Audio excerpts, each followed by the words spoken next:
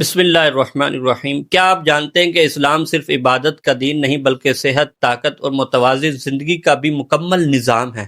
آج ہم جانیں گے کہ ورزش صرف جم اور مشینوں کا نام نہیں بلکہ نبی کریم صلی اللہ علیہ وسلم کی سنتوں میں پوشیدہ ایک مکمل فطری اور شرعی نظام ہے جو بدن، روح اور دل تینوں کو زندہ کر دیتا ہے۔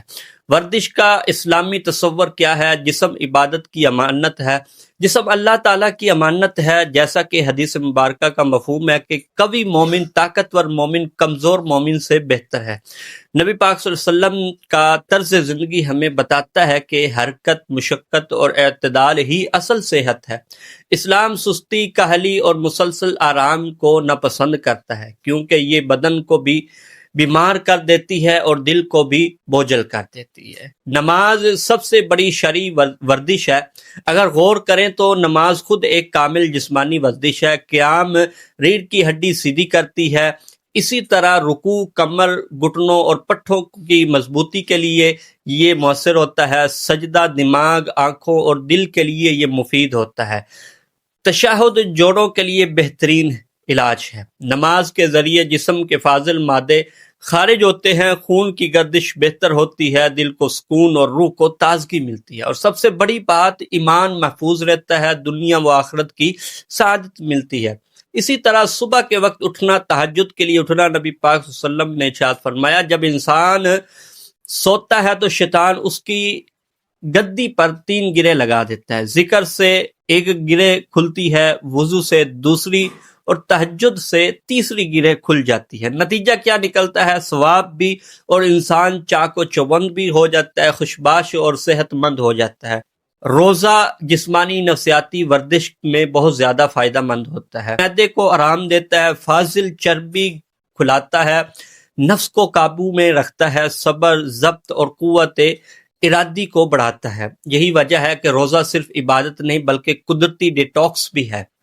جہاد، حج اور سنتی سرگرمیاں کرنے سے مکمل جسمانی حرکت پیدا ہوتی ہے۔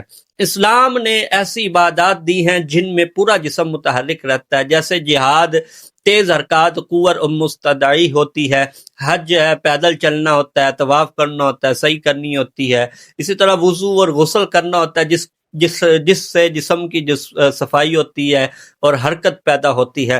اسی طرح نماز با جماعت کے لیے مسجد جانا، پیدل جانا، جنازوں میں شرکت کرنا، مریض کی عیادت کرنا، رشتہ داروں سے ملاقات کرنا، یہ سب اعمال فطری ورزش کی بہترین شکلیں ہیں۔ نبی پاک صلی اللہ علیہ وسلم کی پسندیدہ جسمانی سرگرمیاں کون سی تھی؟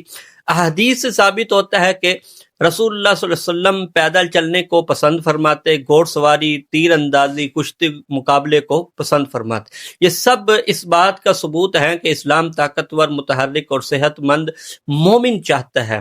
اصل مقصد کیا ہے؟ دنیا بھی سنور جائے، آخرت بھی سنور جائے۔ اسلامی ورزش کا مقصد صرف پٹھے بنانا نہیں ہے بلکہ بدن کو عبادت کے قابل رکھنا ہے، دل کو زندہ رکھنا ہے، روح کو پاکیزہ بنانا ہے۔ یہی وجہ ہے کہ نبی پاک صلی اللہ علیہ وسلم کا طریقہ ہر دور، ہر طب، ہر فلسفے سے بڑھ کر کامل طریقہ ہے۔ آج اگر ہم سنت کو زندگی بنا لیں تو نماز کو بوجھ نہیں سمجھیں گے، نعمت سمجھیں گے، حرکت کو عبادت جانیں اور جسم کو امانت جانیں تو یاد رکھیں ہم نہ صرف صحت مند ہوں گے بلکہ کامیاب بھی، دنیا میں بھی آخرت میں بھی۔ اللہ پاک ہمیں صحت والی زندگی عطا فرمائے اور سنتوں پہ عمل کی توفیق عطا فرمائے، آمین یا رب العالمین۔